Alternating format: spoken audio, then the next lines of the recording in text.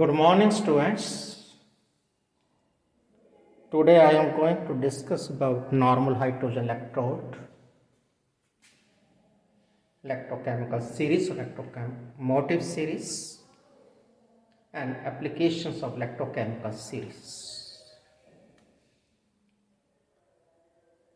पिछली बार बताया था कि हाफ सेल की ईएमएफ नहीं बता सकते क्योंकि सर्किट कंप्लीट नहीं है। तो ऐसे केस में आपको बताया गया था कि आईयूपीएससी ने एक इलेक्ट्रोड की ईएमएफ एर्बिट्रेटली डिसाइड कर ली, और वो कौन सा इलेक्ट्रोड है? नॉर्मल हाइड्रोजन इलेक्ट्रोड और standard hydrogen electrode.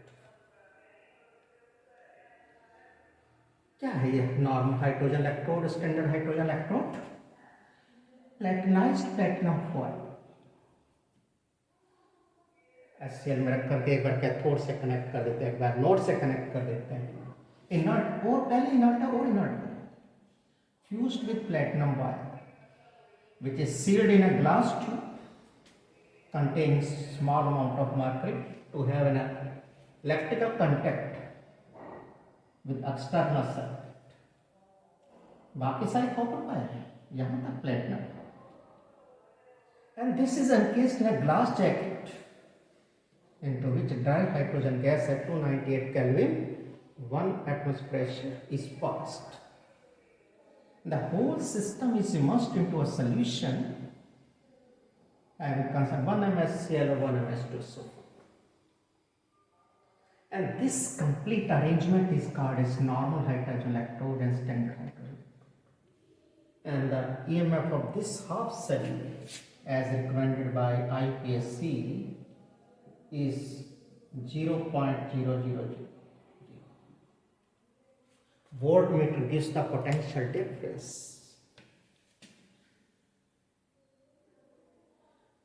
So there is a small difference between EMF and potential difference.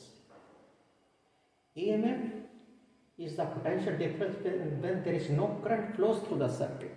They are responsible for the steady current. Or volt potential difference when the current flows to the circuit. EMF is the maximum value and potential difference is the little bit smaller value than that of an EMF difference. EMF is responsible for the steady current and that is not responsible for the steady current. So, if another electrode acts as a cathode, this will act as an anode, and vice versa.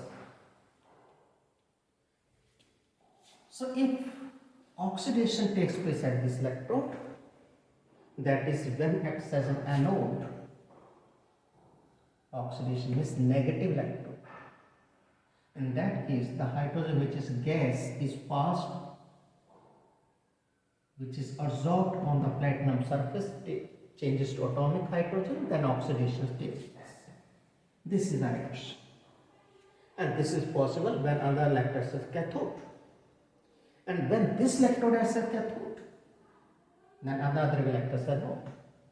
In that case, H positive of an acid will change to hydrogen. And due to this reason, this electrode is called as a reversible electrode. It may act as a cathode, it may act as an anode, there may be oxidation, there may be reduction, depending upon the nature of another electrode.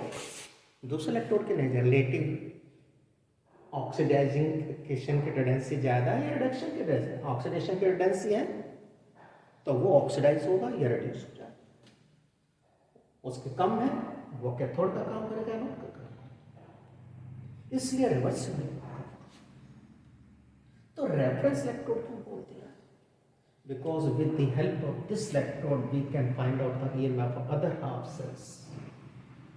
दूसरे half cell की EMF इससे निकालते हैं।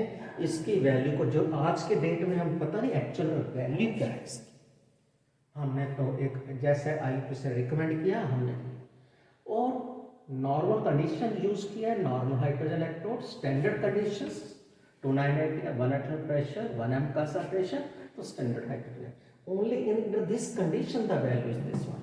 अगर temperature change कर देते हो, अगर प्रेशर चेंज कर देते हो, कंसंट्रेशन चेंज कर देते हो, फिर ये वैल्यू देगी। This electrode is very simple, easy to transport, at the same time has the limitation. You cannot maintain the concentration of this solution because if the oxidation takes place, the acid concentration will increase, and if reduction takes place, the acid concentration will decrease. Similarly, you cannot maintain the pressure. Either the pressure will be lower down or the pressure will increase. But this value is at 298 Kelvin, 1 atm pressure. Temperature we can maintain by using a thermostat etc. To overcome this electrode, generally nowadays we are using Calum electrode. In the same way, platinum wire fused in glass tube and contains small amount of mercury to have an external electrical contact with the external circuit with a copper wire. The beaker contains mercury and mercurous chloride and saturated potassium chloride solution, and the value of this electrode is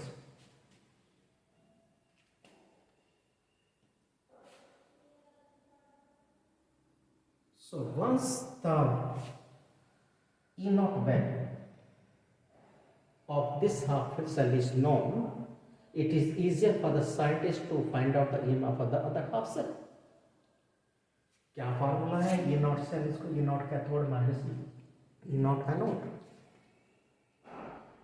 suppose the hydrogen electricity as cathode, तो इसकी value तो 0 होगी क्योंकि value बोली हुई है 0.0.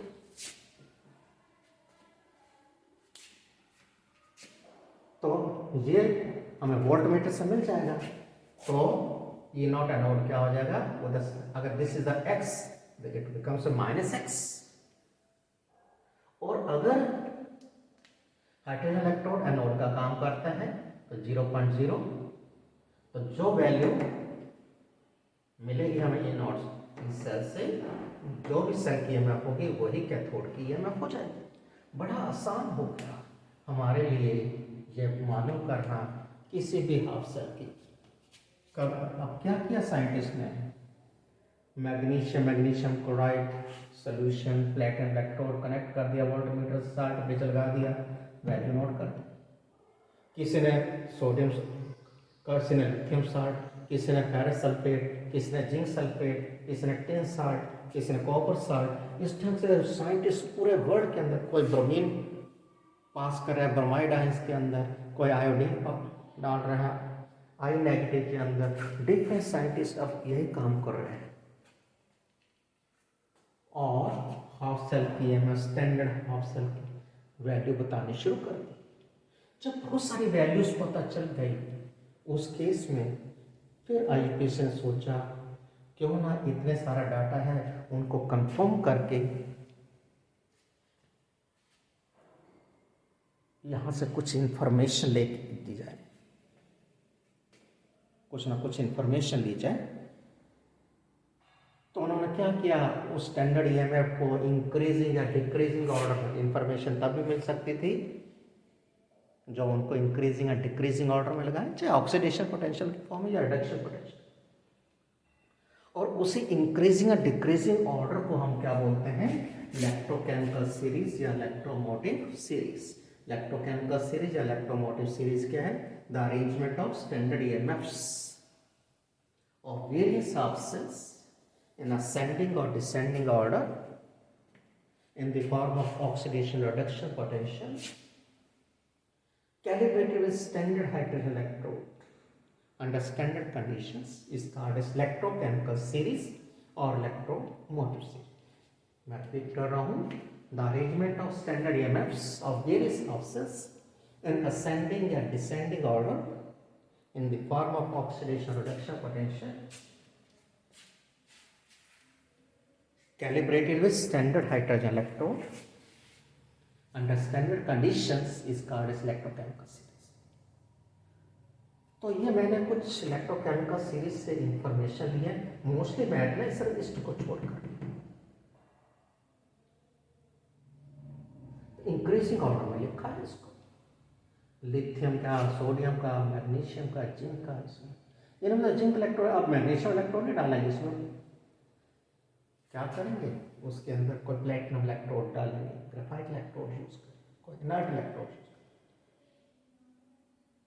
Relative reactivity of metal, metal कौन सा रिएक्टिव ज्यादा होगा, which has the tendency to undergo oxidation. तो ऑक्सीडेशन कब होगा, जब रिडक्शन पोटेंशियल कम होगा। आपको कैसे पता चलेगा, लिथियम 1 पॉजिटिव लिथियम, तो इसका मतलब ये क्या है, रिडक्शन पोटेंशियल। अगर ऑक्सीडेशन पोटेंशियल होता तो क्या से लिखता, लिथियम लिथियम पॉजिटिव, और ये वैल्यू उल्टी हो जाती है। ऑक्सीडेशन को रिडक्शन, रिडक्शन को ऑक्सीडेशन बदलने के लिए न्यूमेरिकल वैल्यू चेंज नहीं होती, सिर्फ साइन चेंज होता है। तो lower the reduction potential, higher will be the oxidation, higher will be the reactivity. Lower reduction potential,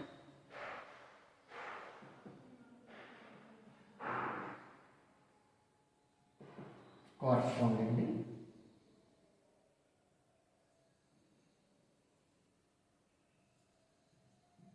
higher will be the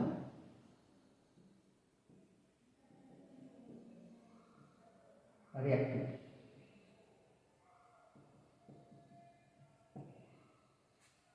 तो अगर मुझे इंक्रीजिंग ऑर्डर ऑफ रिएक्टिविटी लिखना है तो मैं कैसे लिखूंगा, गोल्ड, क्योंकि gold, then silver, then copper, then tin, then nickel, then iron, then zinc, magnesium, lithium. This is the relative order of reactivity of metals. Increasing order लिखा है, अगर डिक्रीजिंग ऑर्डर लिखना है तो कैसे लिखता है, lithium, magnesium, zinc, Fe,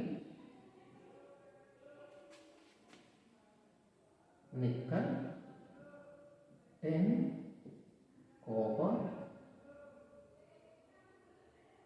silver, gold.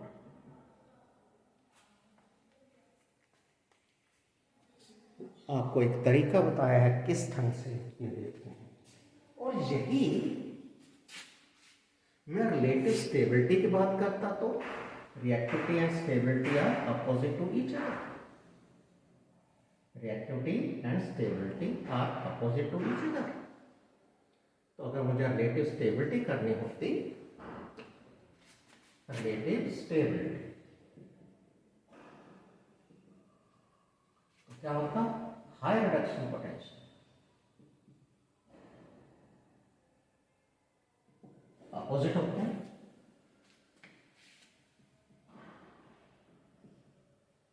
High molecular stability, यानी कि gold is more stable than silver, than copper, than tin, than nickel, iron, zinc, magnesium,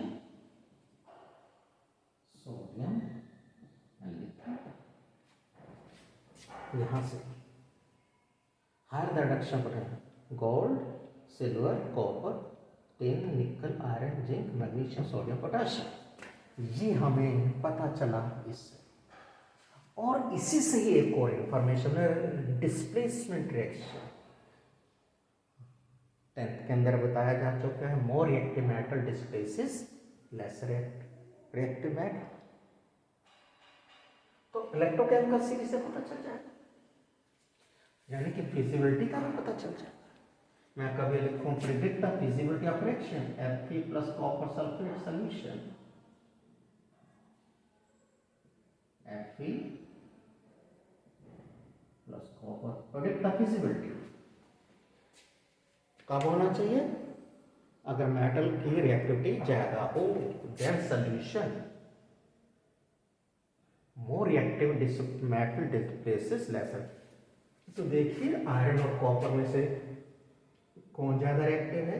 iron. It mean this reaction is feasible. कुछ करने की जरूरत नहीं, आपको values दे रखेंगे, यहीं से देख लेना है। आयरन का -0.44 है, that is less value, less low value, more reactive, and hence this reaction is feasible. Spontaneous, ये reaction displacement आएगा। और यही मैं 2Ag प्लस कॉपर सल्फेट लिख दूं, 2Ag पॉजिटिव प्लस कॉपर, और कहूं कि क्या ये रिएक्शन फिजिबल है, तो हम क्या देख रहे हैं?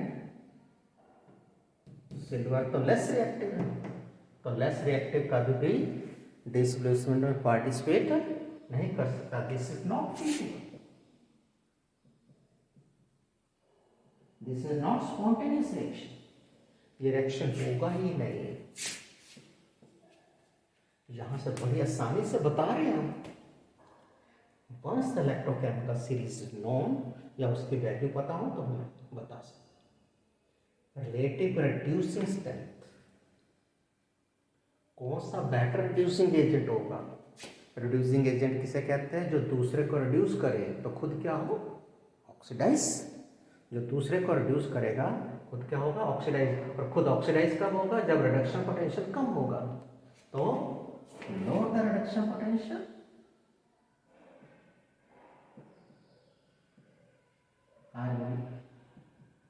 higher will be the reducing strength.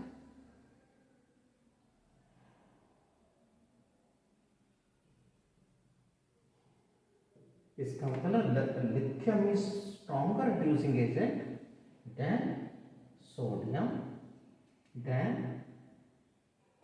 Magnesium, than iron, then zinc,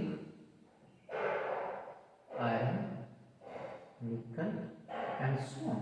हमें रिलेटिव रिड्यूसिंग स्ट्रेंथ का पता चल गया, बड़ी आसानी से हम ये बता सकते हैं। और कौन सी application can be store particular solution in a particular metallic vessel? भाई किसी सोल्यूशन को किसी वेसल में तभी रख सकते हो जो वेसल का कुछ ना बिगड़े। और वेसल का बिगड़ता कब है? जब वेसल का ऑक्सीडेशन हो।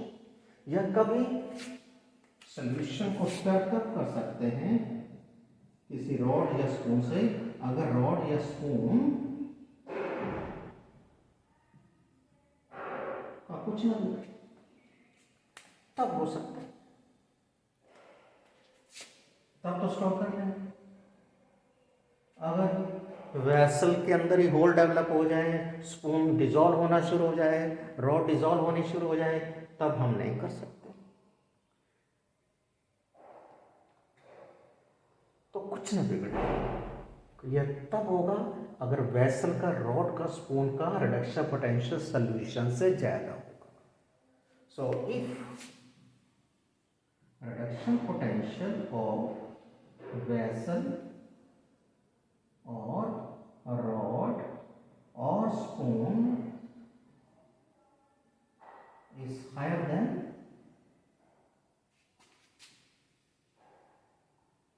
solution, then we can easily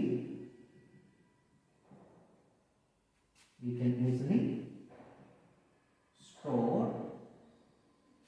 or stir the solution.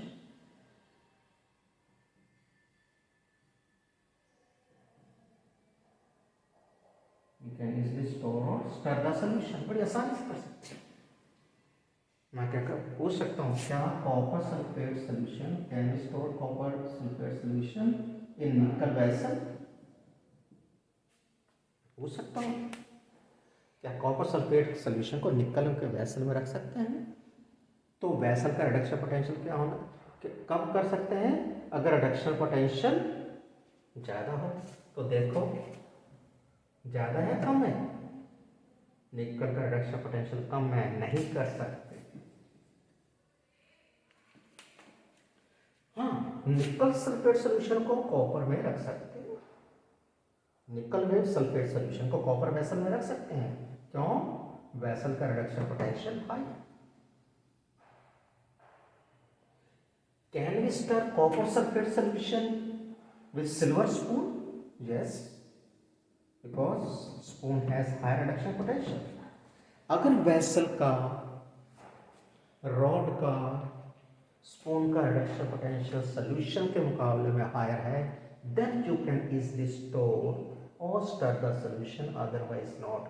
कोई रिएक्शन लिखने की जरूरत नहीं है, कोई नोट सेल लिखने की जरूरत नहीं है, कोई नहीं देखने की जरूरत है कि नेगेटिव या पॉजिटिव, डायरेक्ट हमें आंसर मिल रहा है, वहीं से इंस्पेक्शन कीजिए।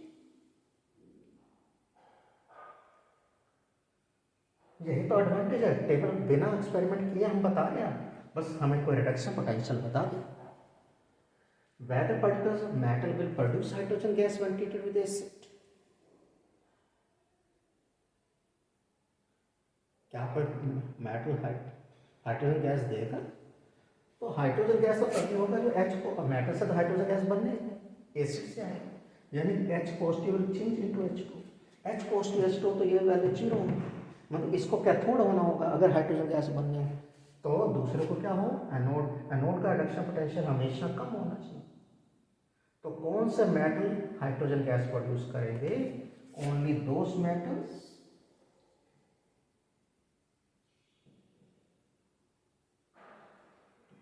whose reduction potential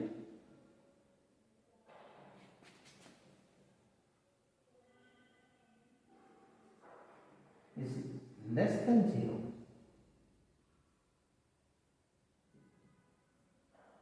that is negative, will produce hydrogen gas with acid.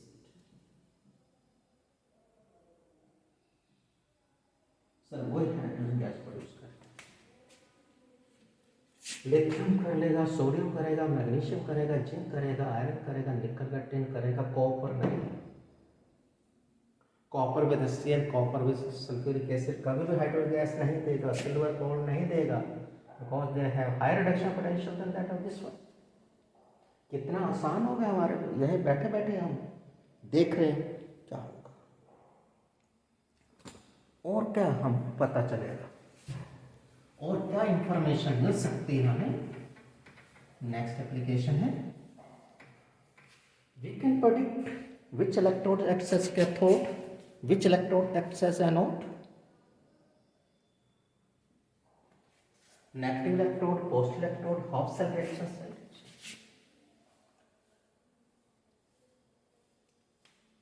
So the electrode having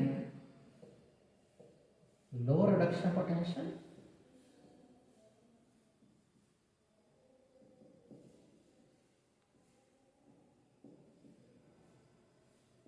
acts as anode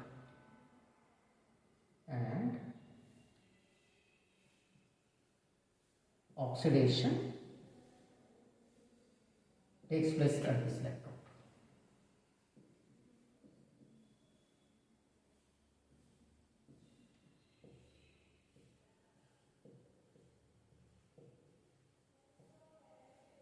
And vice versa. जिसका एनोड पे क्या होता है? ऑक्सीडेशन। ऑक्सीडेशन है तो इसका मतलब रिडक्शन पोटेंशियल कम होना चाहिए। मान लो आपको ये दो वैल्यूज दे दी गई, reduction potential for nickel and copper by nickel sulphate solution ले लिया, कॉपर सल्फेट सोल्यूशन ले लिया, रिडक्शन पोटेंशियल दे दिए और कह दिया कि कौन सा कैथोड, कौन सा एनोड, कौन सा, कहाँ पे ऑक्सीडेशन, कहाँ पे रिडक्शन। कौन सा नेगेटिव, कौन सा positive, half cell reaction, cell reaction, सब कुछ पूछ लिया, इन और सेल, इतनी सारी चीजें पूछ ली। सर ये दो वैल्यू थे, तो क्या बोला है, जिसका रिडक्शन पोटेंशियल कम होगा वो किसका काम करेगा, एनोड का काम करेगा। और एनोड पे क्या होता है, ऑक्सीडेशन। यहाँ पे क्या लिखा रहे हैं, रिडक्शन, तो इसको उल्टा कर दो, तो निकल will change to nickel two positive. किस पे हुआ, एनोड पे। क्यों क्यों एनोड पे हुआ, रिडक्शन पोटेंशियल कम। और एट कैथोड पे क्या होगा, रिडक्शन, और ये रिडक्शन पोटेंशियल ही है, तो इसको एज सच लिखेंगे।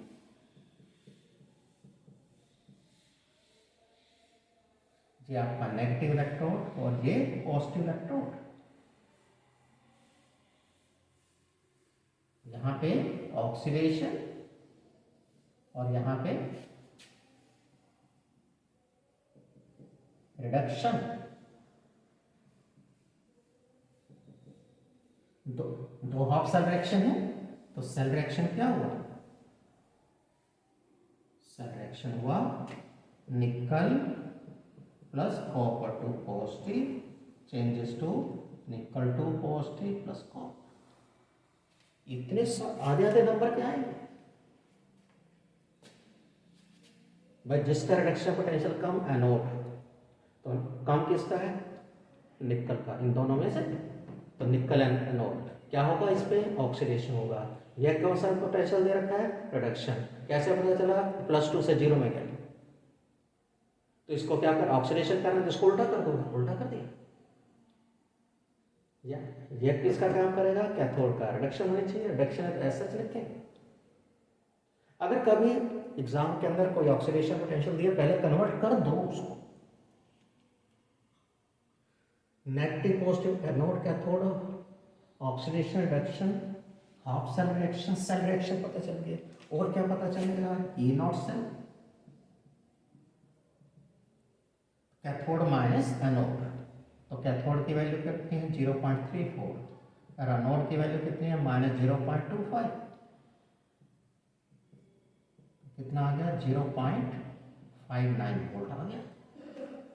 इतने सारे क्वेश्चन का आंसर हमें पता चल गया, इतने सारे क्वेश्चंस का आंसर पता चल गया। आपको तो 2 नंबर 3 नंबर मिलेंगे, इंडस्ट्री को बहुत फायदा हुआ इससे। पहले कभी कोई कहते इतने वोल्ट का सेल तैयार करके दीजिए, कभी इसका कॉम्बिनेशन करेंगे, कभी इसका कॉम्बिनेशन करें, कभी इसका कॉम्बिनेशन, आज भी नहीं काम हुआ, अगले दिन भी काम नहीं हुआ, वो डिजायर्ड वोल्टेज का सेल नहीं बनता था। तो अब क्या करना है, हमें टेबल पे बैठ के ही डिफरेंस निकाल के देख लेना है भाई, डिजायर्ड वोल्ट का जो सा कौन सा कॉम्बिनेशन दिया जाए जिससे डिजायर्ड वोल्टेज का सेल बन जाए। कोई सोल्यूशन की पहले बनाने की जरूरत ही नहीं है, सीधा ही हम टेबल से, अगर कहीं 2 जगह डिफरेंस सेम आ रहा है, हम देखेंगे कौन सा इकोनॉमिकल, कौन सा चीपर मेटल्स वगैरह हैं, कौन से चीपर सोल्यूशन बनते हैं, उसको यूज करेंगे। इंडस्ट्री को करोड़ों का फायदा होगा इस इलेक्ट्रोकेमिकल सीरीज। तो ये सारी एप्लीकेशन आई थी, और यहीं से ही इलेक्ट्रोकेमिकल सीरीज के लिए हम क्या करेंगे, IUPAC rule for cell representation, for cell representation. तो left hand side, right hand side. Left side पे आपने क्या लिखना है, एनोड, यानी कि नेगेटिव इलेक्ट्रोड। उसके बाद इनमें से कोई भी साइन यूज किया जा सकता है। फिर जिस सॉल्यूशन में के अंदर डिप कर रहे हैं और उसकी कंसंट्रेशन,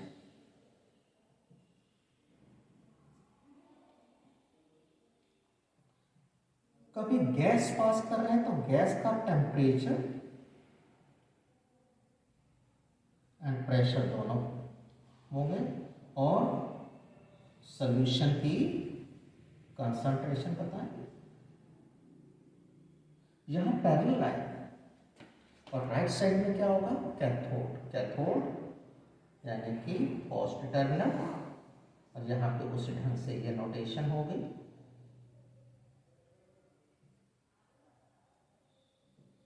और कैथोड को किस सोल्यूशन में डिप कर रहे हैं, क्या कंसंट्रेशन है वो दिखाएंगे।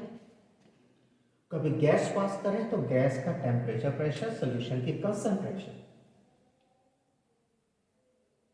जैसे इस प्रेजेंट केस में जैसे निकल कॉपर का है, तो इसको हम कैसे लिखेंगे, निकल 2 पॉजिटिव 1 m कंसंट्रेशन, या निकल सल्फेट, निकल क्लोराइड, जैसा भी है। देन पैरेलल लाइन, फिर दूसरी तरफ क्या है, copper 2 positive 1 m concentration copper. इस सेल के लिए बोले यह एक रूल है। ये नोटेशन किसको रिप्रेजेंट करती है, फेज सेपरेशन को, क्योंकि anode is not soluble in a solution, zinc is not soluble in zinc sulphate या water, copper is not soluble, nickel is not soluble, nickel sulphate is soluble, copper sulphate is soluble. तो ये phase separation को बताता है। ऐसे copper soluble नहीं, ये soluble, तो ये they are in different phase.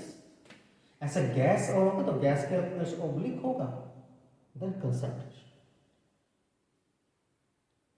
और ये किसको कि they are in a separate vessel, they are in separate vessel and connected through salt bridge. ये अलग कंटेनर में है और इनको सॉल्ट ब्रिज से कनेक्ट है। और इस ढंग से भी कभी क्वेश्चन कर देते हैं, भाई ये सेल है, बताइए कैथोड कौन सा है, एनोड कौन सा है, नेगेटिव टर्मिनल कौन सा है, पॉजिटिव टर्मिनल कौन सा है, कहाँ पे ऑक्सीडेशन हो रहा है, कहाँ से रिडक्शन हो रहा है, हाफ सेल रिएक्शन बताओ। इतनी सारी इंफॉर्मेशन है। ये सेल बस इतना लिख दें फॉर द फॉलोइंग सेल। तो आपके राइटिंग ड्राइव क्या है, लेफ्ट टू राइट, तो आपने क्या देखना है, लेफ्ट टू राइट। तो लेफ्ट में कौन है, निकल, तो निकल क्या हुआ, एनोड का काम किया, नेगेटिव टर्मिनल हुआ। और इधर क्या है, राइट कैथोड, तो आपका कैथोड पॉजिटिव, कॉपर कैथोड है। फिर लेफ्ट टू राइट, निकल changes to nickel two positive. Balance करने के लिए इधर भी 0 चार्ज, इधर 0 चार्ज बनाना है, 2 इलेक्ट्रॉन्स लगा दें। तो copper two positive changes to copper, ये भी पता चल गया। दोनों बराबर के इलेक्ट्रॉन्स हैं, कट गए, ऐड करके सेल रिएक्शन हो गया। मतलब एक छोटे से नोटेशन देने पे मुझे इतनी सारी इंफॉर्मेशन पता चल गई, कैथोड कौन सा है, एनोड कौन सा है, नेगेटिव टर्मिनल कौन सा है, पॉजिटिव टर्मिनल कौन सा है, ऑक्सीडेशन किस पे हो रही है, रिडक्शन किस पे हो रही है, हाफ सेल रिएक्शन सीधा यहाँ से उठा लेंगे, nickel changes to nickel two positive, copper two positive changes to copper.